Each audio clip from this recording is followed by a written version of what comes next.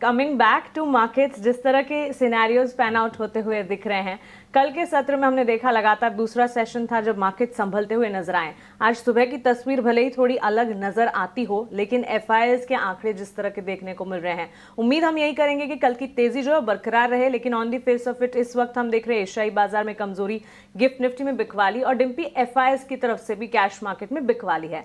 FIIs DIIs का action कैसे पढ़ रहे हैं आप? देखिए मानसी, थोड़ा तो खरीदारी हुई है उनकी, बट वो 1 से 2% है, वो टेक्निकल पुल बैक की वजह से हो रही है।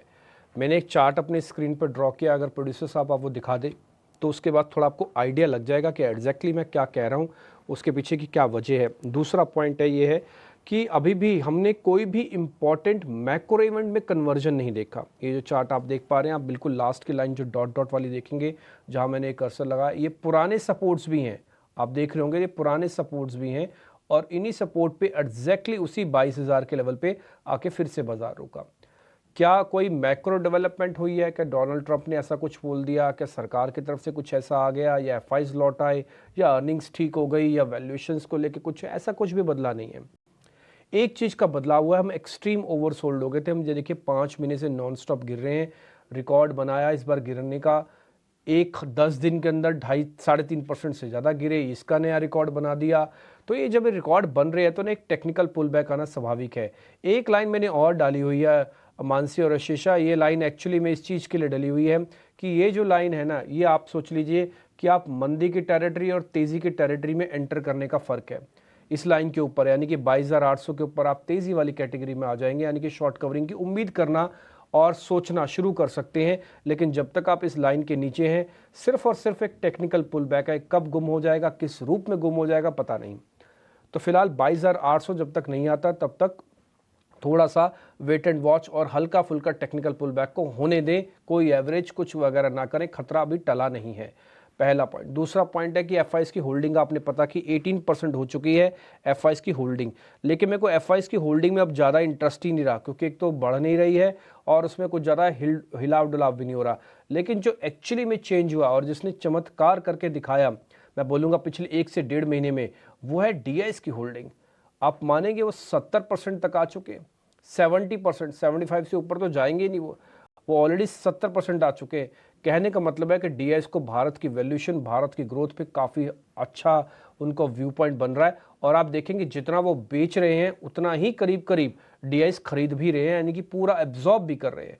अगर मान लो यही डिफरेंस कहीं बहुत ज़्यादा होता तो बाजार और तेज़ी से गिरता, क्योंकि आप देखेंगे दूसरे विश्व के बाजार तो कई बाजार तो 30% तक भी करेक्ट हुए हैं, है ना। तो कहने का मेरे मतलब ये है कि एफआईज का जो पूरा गिरावट का दौर चला, 3 लाख से ज़्यादा करोड़ का माल उन्होंने बेचा, वो काफ़ी हद तक डीआईएस ने अच्छा एब्जॉर्ब किया। एब्जॉर्ब करते करते 70% तक हो चुके हैं।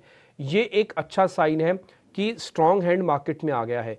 अब धीरे धीरे करके रिटेल की पोजीशंस अगर कम होती है तो एफआईज और डीआईज दोनों मिल जाएं तो फिर आप देखो बाजार कितना अच्छा और कितना बढ़िया तरीके से चलता है।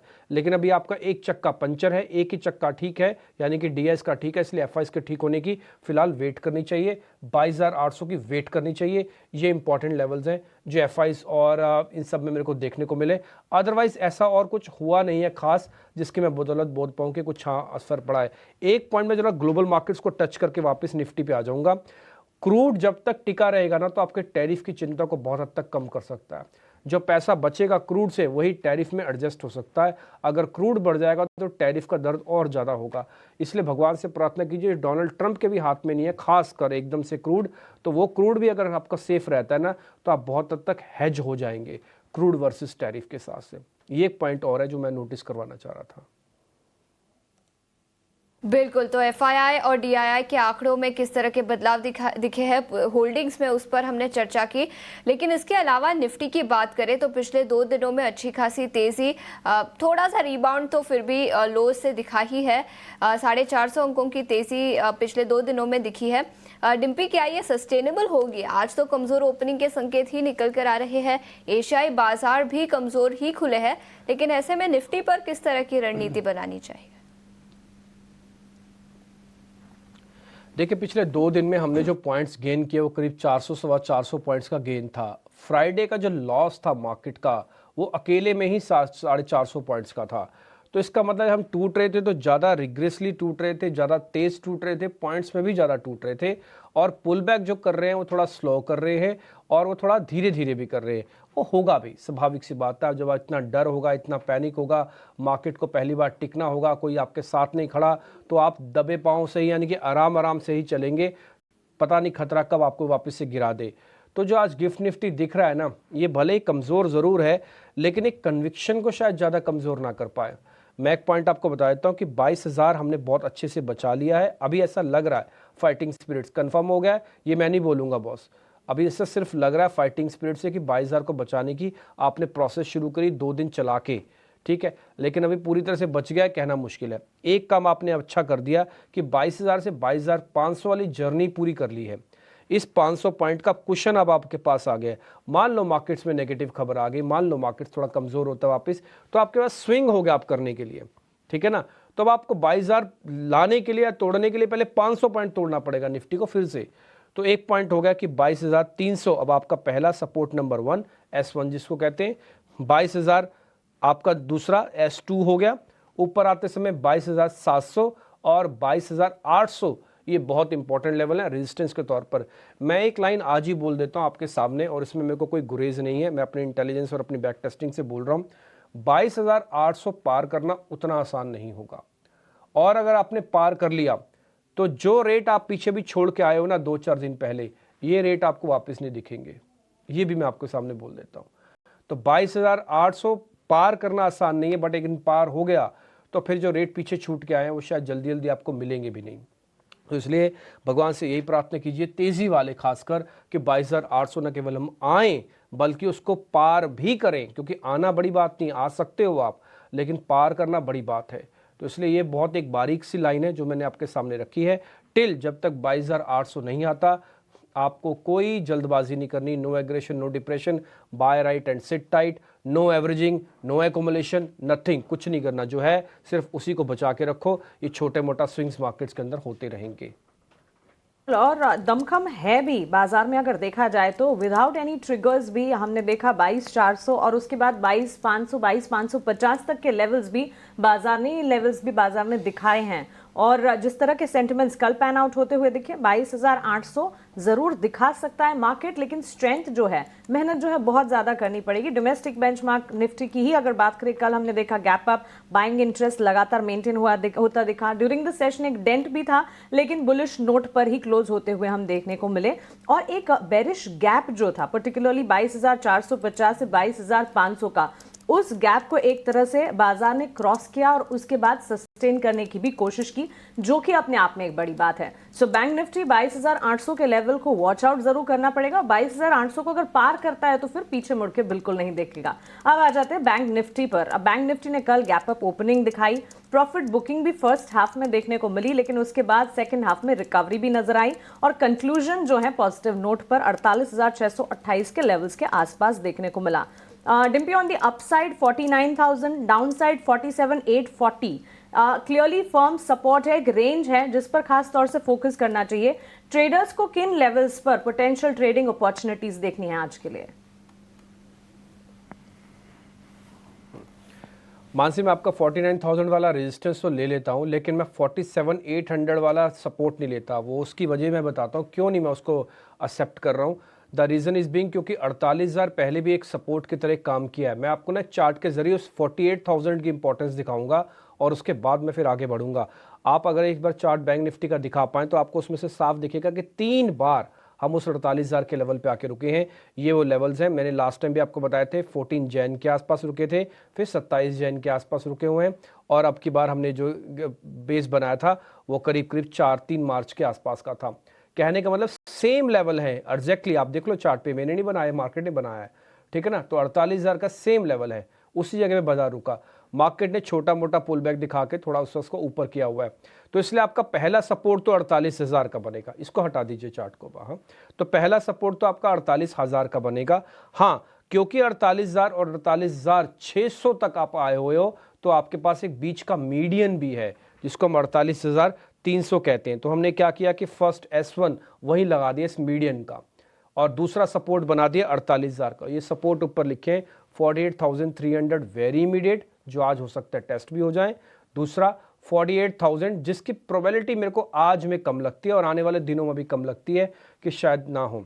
हाँ, ऊपर आते समय पहला आपको 48,800 पार करना होगा। जैसे 22,800 की इंपॉर्टेंस निफ्टी में है, ऐसे 48,800 की इंपॉर्टेंस इसमें है।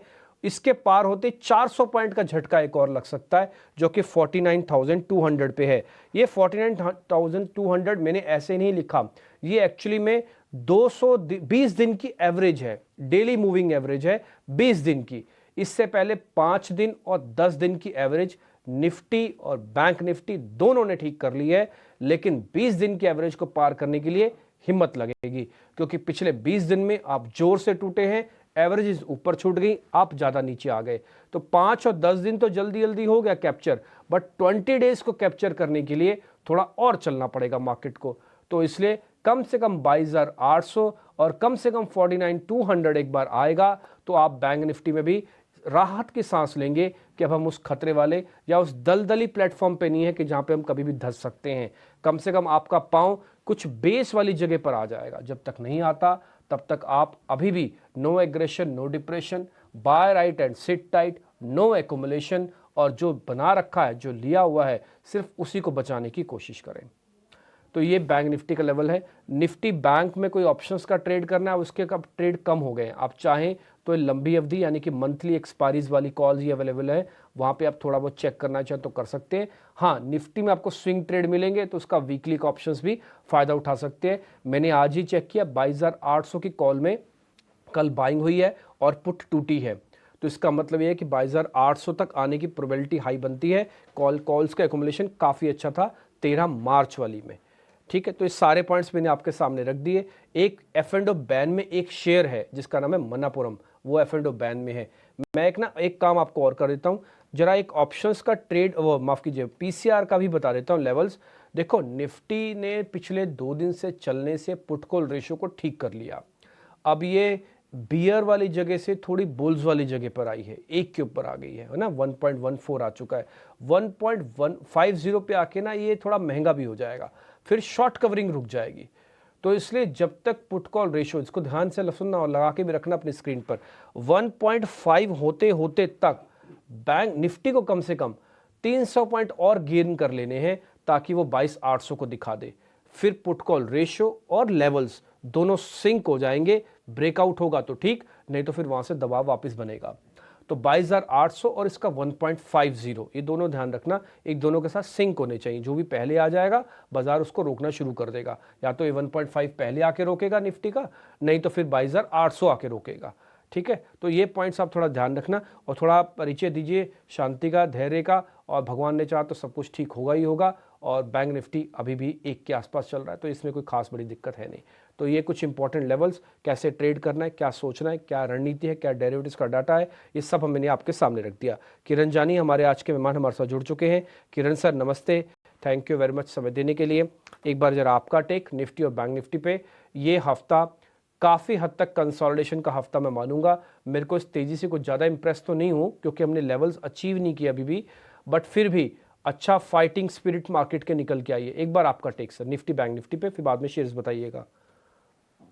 Very good morning everyone. So overall जिस तरह से आपने डिस्कशन किया उसी तरह से इस लाइन पे है कि आने वाला हफ्ता एक कंसोलिडेशन का हो सकता है। अगर आप निफ्टी का लोअर टाइम फ्रेम देखोगे जहाँ पे आवर लिया तो 30 मिनट्स, तो वहां पे क्लियर कट एक राउंडिंग बॉटम पैटर्न बना हुआ है।